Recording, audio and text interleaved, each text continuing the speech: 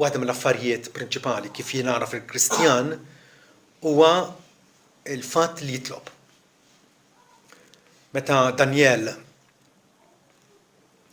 li kellu kariga ta' politiku kariga għolja. U sħabu kien qegħdin jgħiru għalih u pruvaw isibu xi ħaġa xi tentufa biex jaqbdu miegħu. Irnexxielhom isibu dil ħaġa illi xogħlu qed jagħmlu b'integrità u b'onestà kbira. Ma setgħux jikkritikaw f'dik il-ħaġa. Ma qalu da jitlob. Kienu jafu, konxi ħafna li dar raġel regolarment matul ġurnata kien jieqaf biex jitlob. U għamlulu nasba, spiċċa mbagħad mixħud ġol l-ar tal-iljuni, però Alla mbagħad ukoll ħelsu minn dik il-qagħda. Daniel meta sar jaf anke b'dik il-digriet tas-sultan. L-ħadd ma jista' jitlob. Ħlief lilu Daniel bħas-soltu ma li sar jaf illi dad-digriet kien iffirmat daħal f'daru fejn kellu l-orfa tiegħu. Twieqi miftuħa jħarsu lejn Ġerusalemm, 3 darbiet kuljum kien jinżel għal kubteh, jitlob u jiżħajr quddiem Alla tiegħu bħalma kien jagħmel qabel. Kellu id-drawwa qaddisa li jieqaf avolja kellu orarju bieżel ħafna, jieqaf u sabiex jikkomunika mal-Alla. Alla mindu l-bniedem waqaf id-dnub irid illi ikollu poplu li huwa ħbieb miegħu, il-ħbieb jitkellmu. Alla kellimna. Alla kellimna permezz tal-profeti, kellimna b'mod suprem bibnu stess u r-rispons tagħna għandha tkun illi aħna nikkomunikaw mal-Alla, illi aħna nitolbu. 3 darbiet Daniel kien jitlob. L-istess ħaġa jgħid fis-Salmi 55, vers 16, jiena nsejħ l-Alla u l-mulej salvani fl-għaxija u fil-għodu u f'nofsinhar nilmenta u ngħajat u jisma' leħni. Għal darba oħra naraw din il-pattern, din id-dixxiplina ta' nies illi jitolbu, jaf fejn għandhom imorru bl-ansetajiet bit-toqol bil-problemi tagħhom. Ovvjament anke fil-Testament il-ġdid naraw kif il-mexxejja tal-Knisja dejjem eseġew u għalmu illi għandna nużaw dan il-privileġġ illi mor quddiem it-tron tal-grazzja għaliex Alla sar missierna illi jgħadirna, jifhimna u jrid jipprovdilna l-bżonnijiet tagħna.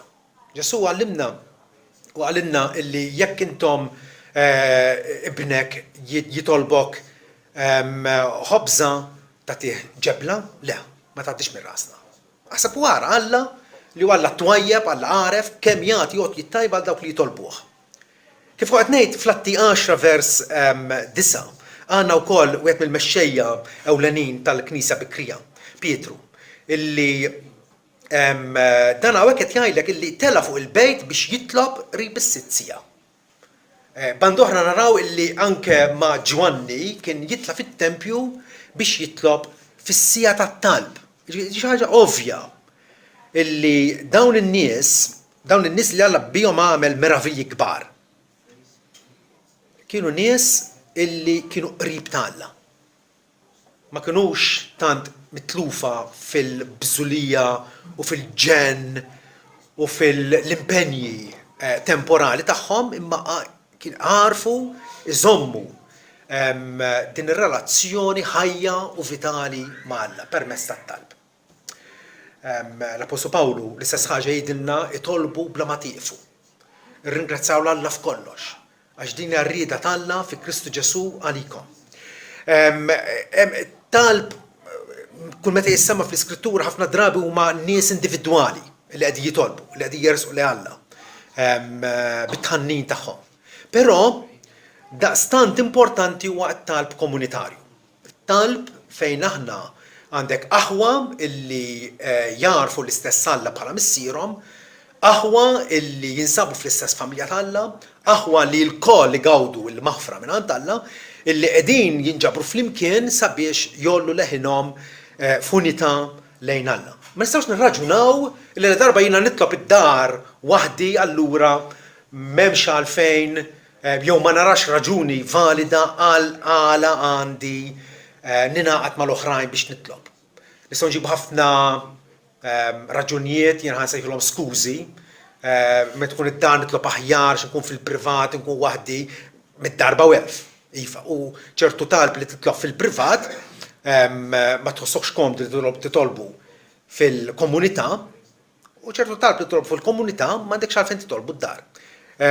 Alla irid li jkun hemm dan il-bilanċ illi fil-waqt li jien bħala individu nista' nsejjaħlu abba missier u nersaq jien waħdi, però fl-istess mod Ġesu mbagħad jgħidilna meta titolbu tolbu hekk, missierna li inti fis-smawiet. U allura l-idea hi meta Ġesu għallimna nitolbu, li qegħdin nitolbu bħala grupp, bħala ġema, bħala komunità.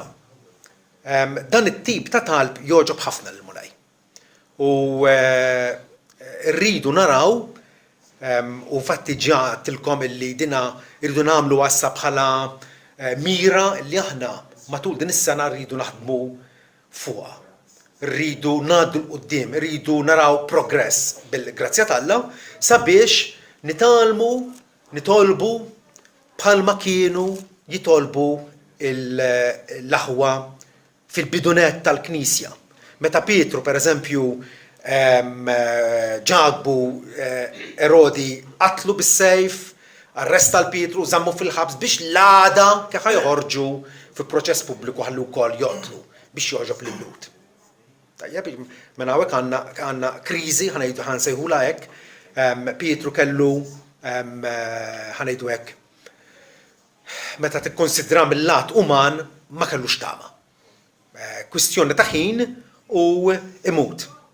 Pietru mela nżamm il-ħabs iżda mill-Knisja kien isir it-talb l-Alla bla edu għalih. Dik kienet ir-rispons tal-Knisja.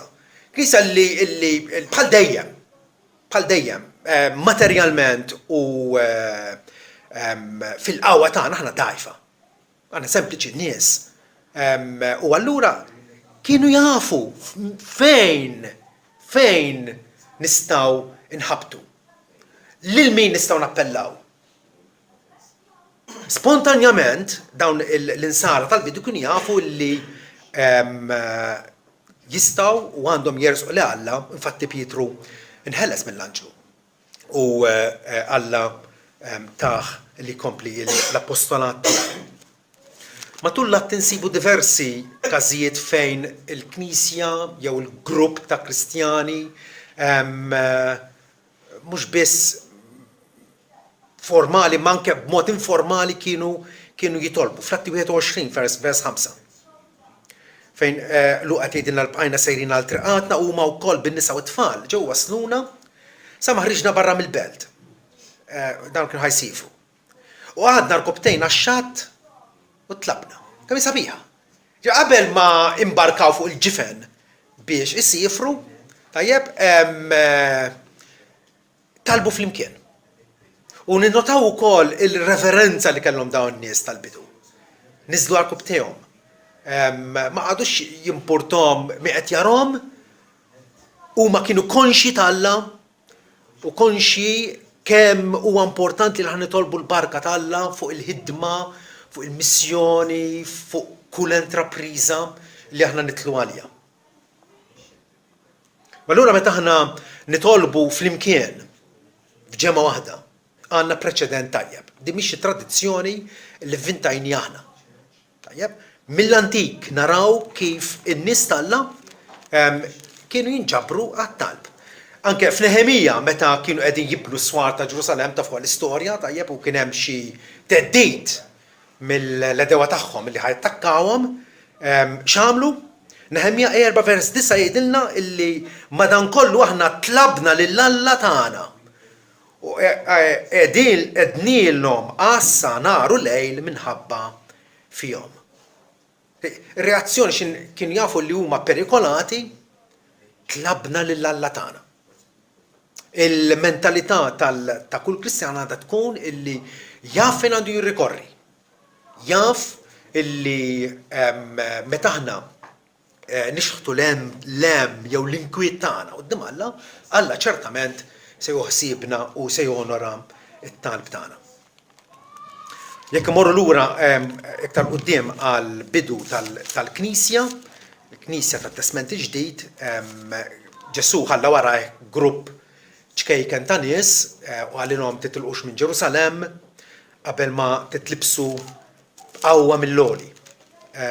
U allura għandna l-Apostli, il-ħbieb tagħhom, Marjom, Ġesu, Ħutu, u Luqa jgħidilna li dawn kollha komplew b'fehma waħda jagħmlu l-orazzjoni u jitolbu man-nisa, ma' Marjom, Ġesu u ma' Ħutu. Kienu jafu illi il-barka, il-qawwa, is-sosten tagħhom jinsab biss f'Alla. Naħseb illum il-ġurnata fil-Knisja kontemporanja għandna bżonn nagħmlu riforma radikali. Flok ma nippruvaw nuru kemm aħna qawwija, maħniex qawwija aħna. Ejju nkunu onesti ma' nfusna u narfu u ngħidu li Alla huwa t-torri, il-sur setan tagħna u r-rifuġju tagħna se nsibuh fih. U kwalunkwe qawwa Alla se jeżerċita l-qawwa tiegħu eżerċitata permezz tagħna. Li m'aħna xejn li f'ġarar tal-fuħħar. Ġarar tal-fuħħar mhix impressjonanti u ma fiha ebda enerġija fejn nfisha, imma Alla kapaċi juri l-qawwa tiegħu bix-xejn tagħna. Meta imbagħad bdew jintrebħu l-ewwel konvertiti l-ewwel nies li għadu għall-Evanġelju u allura kienu qegħdin isiru dixxipli, araw il-programm illi l-Apostli għedulhom qudiemhom. Programm li kien konsisti f'4 dixxiplini maġġuri. Komplew iżommu sħiħ dawn id-dixxipli. Ġifieri iddedikaw irwieħhom għat-tagħlim u tajjeb illi inti issa tara Alla x'irid minnek mill-kelma tiegħu għat-tagħlim. Fix-xirka tal-Apostli ma nqatawx weħidhom u baqgħu id-dar imma kienu ifittxu l-kumpanija ta' xulxin. Importanti ħafna x-xirka, l-komunjoni bejnietna. Il-Bibja seħilha l-komunjoni tal-Ispiritu Santu. L-Ispiritu Santu li għaqadna f'ġisem wieħed. Mela il-xirka tal-Apostli, il-ksir tal-ħobs importanti, il-Knisja kienet iċċentrata, l-attenzjoni tagħha kienet fuq Kristu mislub u Kristu rxuxtat. U allura hemmhekk ma tistax tisfija. Meta tkun kapaċi tgħid li jiena ma niftaħar f'xejn ħlief bis-salib ta' Sidna Jesu Kristu. U l-qsim tal-ħobs huwa proprjament l-okkażjoni li Ġesu jagħtina biex niftakru fih. Biex ma nkunux żvijati fuq affarijiet sekondarji. Tagħlim, xirka tal-Apostli, ksir tal-ħobs u fit-talb. U fit-talb. U allura mhuwiex għaġeb illi aħna li qegħdin nistudjaw l-Atti tal-Apostli kapitlu qegħdin naraw l-entrapriżi, il-vjaġġi, il-ħidmiet ta' dawn in-nies tal-bidu għala Alla tom da' suċċess. Għalija il-tweġiba hija ovvja. Ovvja, hija evidenti. Kienu nies ta' talb. Kienu nies li jħobbu jiltaqgħu flimkien sabiex jappellaw il-Alla ibirek l-isforzi tagħhom. Każ famuż huwa l-Knisja f'Antjokja. Il-Knisja f'Antjokja kienet l-ewwel Knisja missjonarja. L-ewwel Knisja li bagħtet nies bagħtithom apposta sabiex imorru f'pajjiżi barranin u hemmhekk ixandru l-Vanġelu. U Luqa jgħidilna li huma u jagħtu qima lil mulej u jsumu l-Ispiritu Santu qalilhom ifirduli il-Barnaba u l-Sawla x-xogħol li għalih se jagħtilhom. U wara li samu u talbu u qegħdu dejhom fuqhom bagħtuhom. Għal darb'oħra, jekk dawna se jitilquna u se jmorru se jsifru u se jiltaqgħu ma' nies oħra u se jsandru l-Evanġelju hemm bżonn li nitolbu magħhom u għalihom. Hawn tinsab is-sigriet għal qawwa spiritwali tal-Knisja. Kolossin 4 vers 2 l-Apostlu Pawlu ħeġġeġ il-dawn l-aħwa u jgħidilhom komplu fit-talb jew isru fit-talb. Taqtawx qalbkom titolbu flimkien, isru fih brat il-ħajr, itolbu flimkien ukoll għalina, qegħdin tarawha. Huwa tajjeb li titlob privatament. Huwa tajjeb. Il-Bibja tikmanda, però ċertament ukoll li nitolbu l-kol flimkien biex Alla jiftilna bieba għall-kelma. Kemm nixtiequ li nies oħra mhux biss jisimgħu l-Vanġelu imma li jkunu konvinti mill-verità ta' Alla. Illi dik il-verità sammarhom, illi dik il-verità twassalhom għall-indiema biex jirrikorru għan Ġesu, biex iżommuh bħala l-uniku salvatur tagħhom. Għaw qed jgħidilna tolbu flimkien ukoll għalina biex Alla jiftilna bieba għall-kelma ħalli nxandru il-misteru ta' Kristu li minħabba fih ukoll marbut sabiex narfu u nitkellem kif imiss. Iva hemm bżonn ħafna erf, hemm bżonn ħafna dedikazzjoni, hemm bżonn ukoll ħafna talb sabiex il-kummissjoni li Kristu tagħna ta' bilħaq. Inhu qed huwa mhux bis-saħħa tal-laħam, bis-saħħa karnali tagħna. Kif huwa naturali għalina li nagħmlu. Imma nfittxu l-Alla lill-Alla omnipotenti sabiex naraw il-ħidma tiegħu. Propjament bħalma Mosè qalilhom meta kienu magħluqin minn kull naħa l-poplu ludi quddiem l-Baħar l-Aħmar warahom l-armata tal-Eġizzjani lesta biex tattakkhom u tisbranhom. Il-poplu twerwer, beża, u Mosè qalilhom isktu u waraw is-salvazzjoni li Alla se jurikom illum. Għax dawn li dewa tagħkom li taraw illum intom se tarawhom iżjed. U Alla kapaċi jagħmel meravilji, eġubijiet. Ġesu għalinna itolbu u fl-istess kuntest jgħidu koll li intom se tagħmlu emejjel akbar milli għamilt jiena. X'inhuma? Mhux li nagħmlu l-mirakli, mirakli akbar minn hekk huwa li meta aħna nersqu lejn nies ikun hemm dik il-konvinzjoni ma kif bit-talb. Bit-talb. Jekk aħna maħniex konvinti allura jien naħseb kollha kemm aħna fil-kuxjenza tagħna nafu illi imissa nitolbu flimkien, però issa fil-bqija tal-ħin li fadalli nixtieq ngħidilkom kif ħanitolbu flimkien. Il għaliex ilna minn dejjem ħallejna ħin biex nitolbu flimkien. Però ġili xi wieħed jew tnejn jew aktar fostkom meta għal diskors qalu li dak il-ħin tat-talb narah boring. U meta naħseb ngħid nifhem il-għala, jista' jsir aħjar.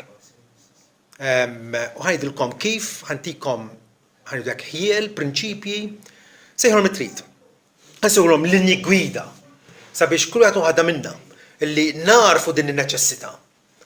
Tajjeb, illi meta nitolbu flimkien, ejjew nitolbu flimkien b'mod aċċettabbli. L-ewwel ħaġa, nħabda nsemmi anke xi ħaġa li hija ovvja meta titlob. Jekk titlob minn hemm wara u għaw in-nies hawn quddiem, trid taċċerta ruħek illi kulħadd qed isimak. Ma dakx fejn twerża, ma dakx fejn taqgħed ħafna, imma naħseb kapaċi nikkalkulaw illi l-leħen tagħna qiegħed jinstema' mill-ġemgħa kollha. Altrimenti, dak li qiegħed fl-istess kamra miegħek kif jista' jgħid ammen fl-ħadd tat-talba. Xi ħaġa evidenti, xi ħaġa ovvja, però kultant ġilku xi ħadd li jiena personalment ma nsimgħux. Meta titlob fil-pubbliku qis illi tinstema' minn kulħadd u itlob ukoll b'lingwaġġ li jiftiem. Lingwaġġ li jiftiem. Meta Pawlu anke kellem lill-Korintin dwar il-don tal-ilsna, għalilhom aħjar titkellem 5 kelmiet b'lingwa li tiftiem milli 10,000 kelma b'lingwa li tiftihemx. U din da jgħottu ukoll għat-talb, prattikament.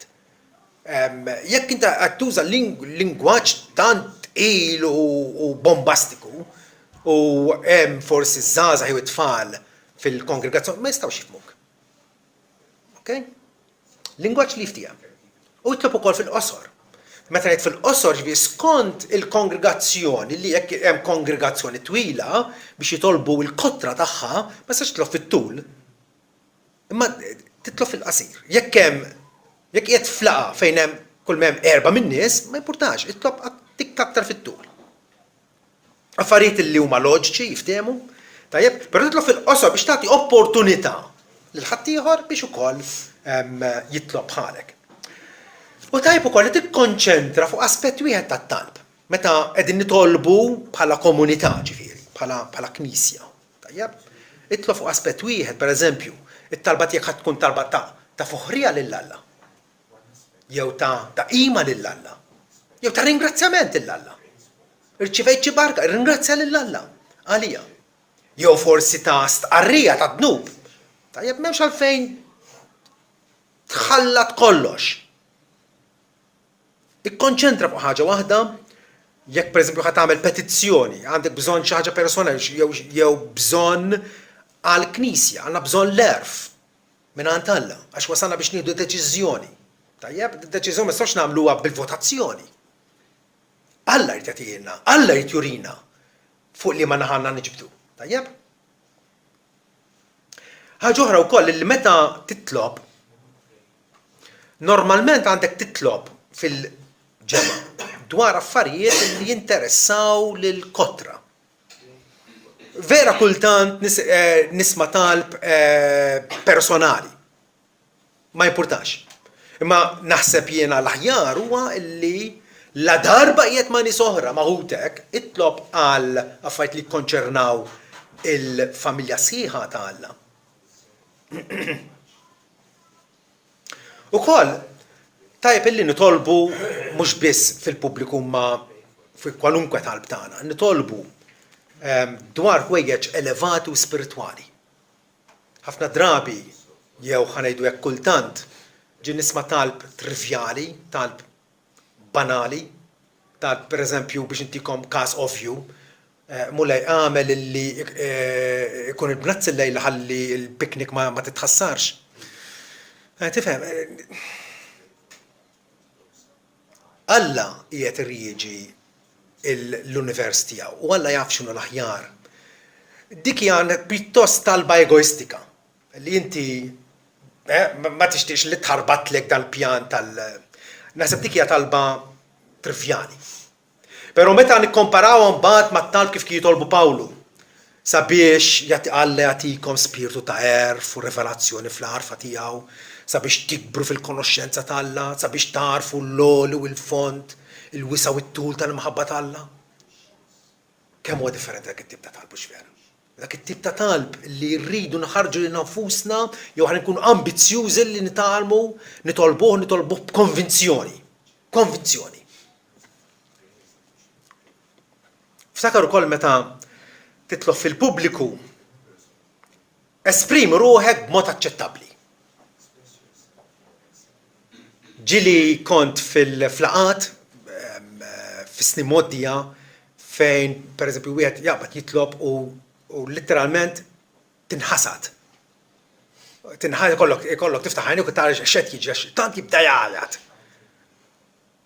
U tant jibda jirreċta, ma nafx x'taqbad tgħidilha din.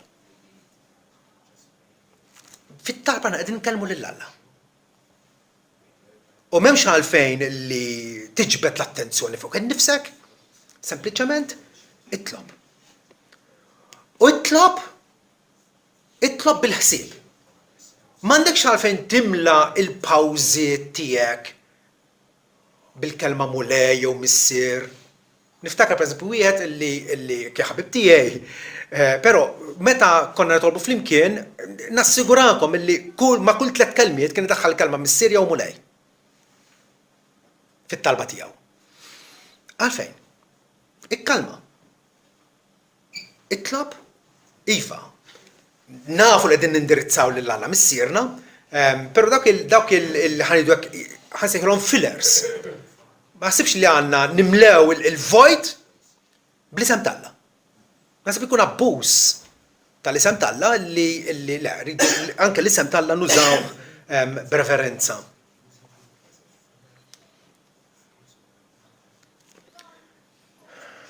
Esprimi lek innifsek ukoll b'mod illi fil-waqt li taf li hemm in-nies qed jisimgħuk. Però fl-aħħar mill-aħħar inti qed tkellem il-Alla.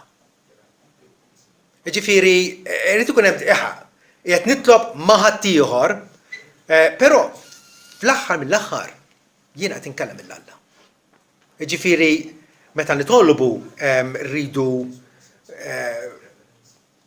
tħossokx konxu iż-żejjed li hemm in-nies jisimgħuk. Ikkonċentra fuq Alla. Tkellem miegħu. Ftakar li qed titkellem Alla. U fit-talb tiegħek ukoll tippruvax timita it-talb ta' ħaddieħor. Kun int, jien. Għandna karattru differenti, għandna personalità differenti, stil differenti kif nitkellmu. Tajjeb, Alla jonora il-kull wieħed minn uliedu tippruvax timita it-talb ta' ħaddieħor jekk ma jkollokx konvinzjoni sinċira. Tajjeb, nixtieq nimita t-talb kif jitlob Pawlu u għamilt ħafna studju fuq hekk. U rrid nitlob dak il-mod. Tajjeb, imma rrid li it-talb tiegħi jkun b'konvinzjoni, li jkun ħireġ minn qalbi. Mhux ħanitlob għax dak talab hekk ħanitlob bħalu. U allura wkoll irridu nitgħallmu mill-iżbalji ta' xulxin. Meta xi wħud minnkom qaluli għax intawlu jew boring jew nixba jew niddejjaq. Għaliex inkun qegħdin nisbal, inkun qegħdin niżolqu fin-niexef. U għalhekk qed inkellimkom fuq hekk. Sabiex fejn dak li qegħdin nagħmluh tajjeb intejbuh. U dak fejn qegħdin niżvijaw insiru konxi tiegħu. Ġifieri tgħallem mill-iżbalji mid-ġufijiet ta' ħutek, evitom.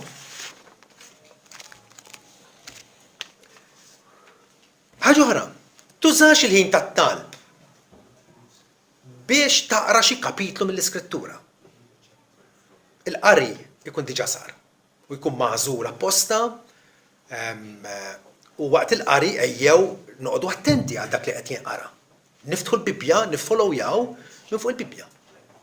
Waqt it-talb u għat-talb. Issa, jekk il-mulej jagħtik sentenza jew silta qasira li hija relevanti għal każ li qegħdin nitolbu fuqu, iva.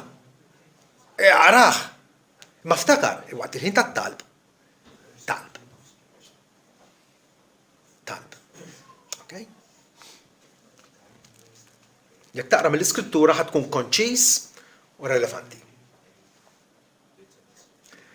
Żball li sikwit isir. Meta nitolbu flimkien. Titlob u waqt it-talb tiegħek qed tinfurmana x'ġralek. Ġifieri t-talba tkun xi ħaġa hekk. Mola inti taf li l-ġimgħa l-oħra mort il-belt u ltqajt mal-kuġina u kellimta u għattilha qed tinforma lilna.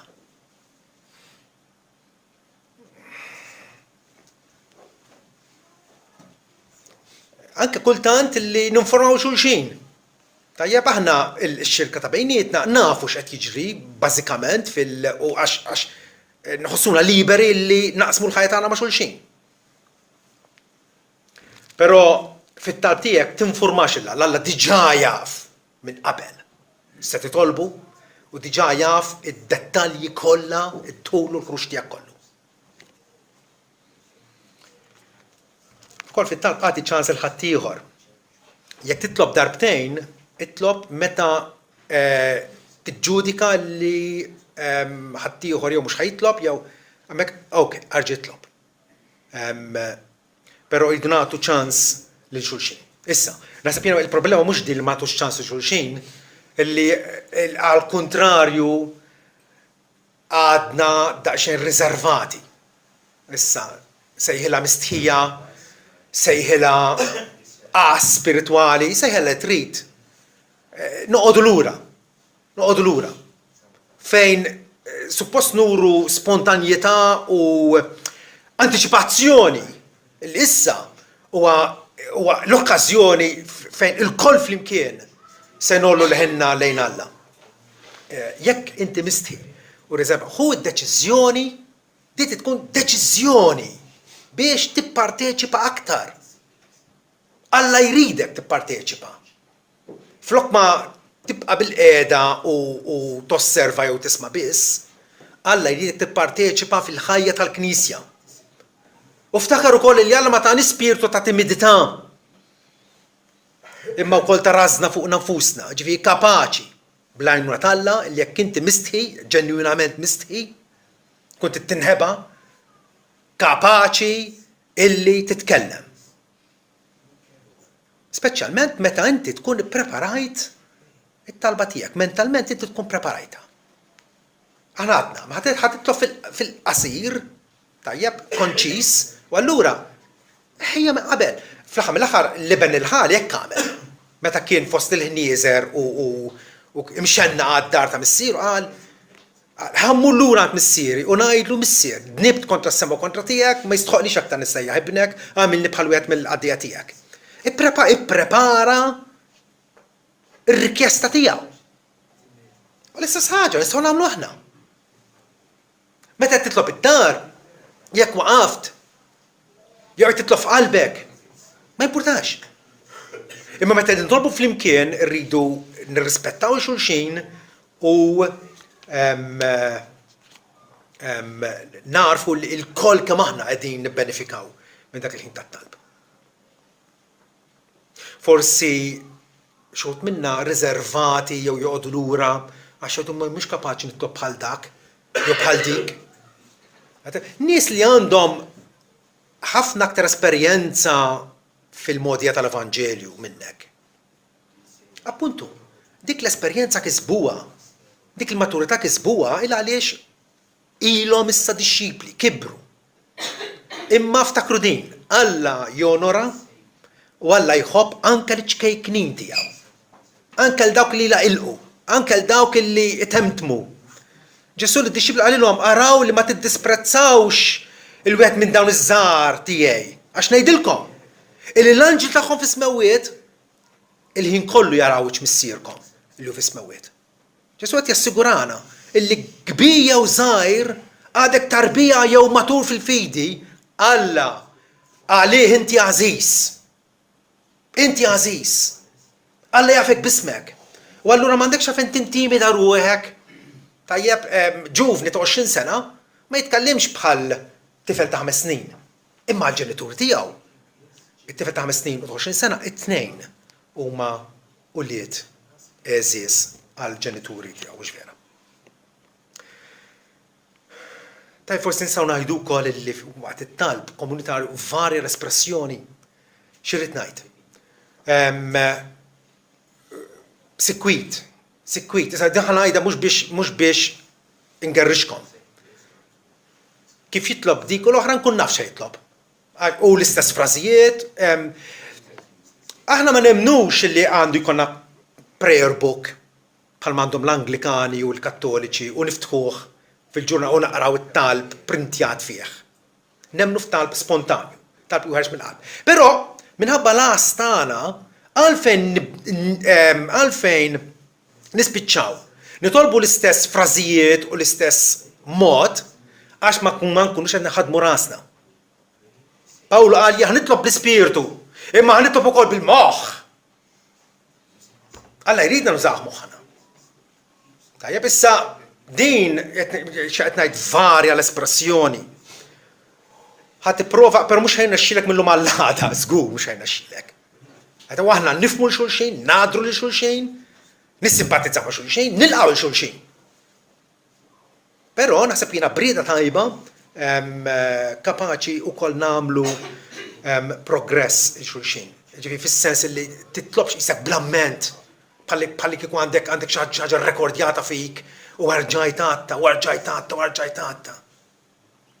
Bla ħsieb. Hekk tkun qed tevita milli tkun tedjus għal dak li jisimgħuk. Ma nix għalfejn nkun tedjusi illi ngħejju lil dak li jkun. Finalment l-aħwa, ftakru illi Alla jonora ħafna t-talb komunitarju.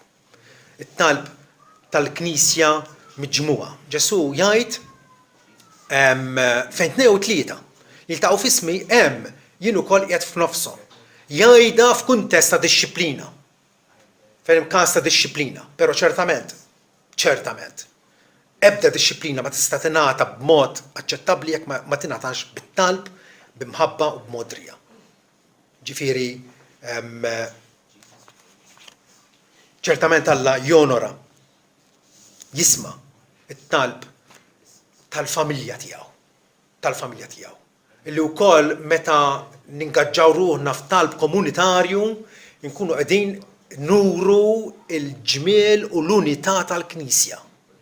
Meta nitlob waħdi qed nitlob għal affarijiet tiegħi, għall-familja tiegħi, però issa qed nitlob għall-interessi tal-ħafna. Tal-ħafna. Taqtawx qalbkom, nixtieq ninkoraġġikom, nixtieq illi tkunu aktar avventurużi. Kwalunkwe ħaġa se titgħallima meta tippruva, meta tipprattika. Tajjeb? Jekk ħassuq karozza, inutli toqgħod taqra il-highway code u l-kod boħra biex issuq karozza bil-biża u t-trejt trid poġġi quddiem dak l-imbierek steering wheel. U bil-mod bl-iżbalji titgħallem u ssir mbagħad sewwieq aċċettabbli. L-istess ħaġa fit-talb. Kif ħad titgħallem titlob? Billi titlob. Kif ħad titgħallem titlob ma' ħadd ieħor? Billi titlob ma' ħadd ieħor. Kien perjodu sabiħ ħafna, issa ilu ħafna snin meta Tumas kien għadu magħna, li konna niltaqgħu, konna nkunu 3-4 ġo kamra żgħira, il-Furjana, kamra żgħira u nitolbu. Qabel ma jibda, dik kien perjodu sabiħ ħafna li għax hemmhekk tallimt nitlob jiena. Tallimt nitlob. L-ewwel darba qegħdin nistqarru li ħana ngħixu bil-fidi x'vera. Ħana ngħixu bil-fidi. Mela hu l-pass. Alla jonora dan dinja il-rida tiegħu, il-volontà tiegħu. Li niesu il-kol flimkien għal-nija jitolbu. Għax it-talb huwa l-aqwa u l-isbaħ espressjoni tar-relazzjoni tagħna mal-Alla. L-aqwa espressjoni. L-istrument, il-privileġġ li Alla tagħna sabiex naraw li tiegħu mifruxa favur tagħna. Favur il-familji tagħna, favur il-pajjiż tagħna. Ma naqtawx qalbna, però kun koraġġjuż. Kun koraġġjuż.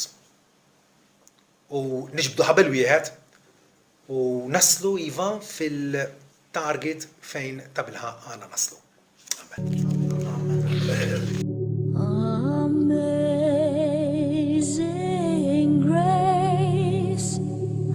Sweet the sound that saved a wretch like me. I was lost, but now I'm found. Was blind, but now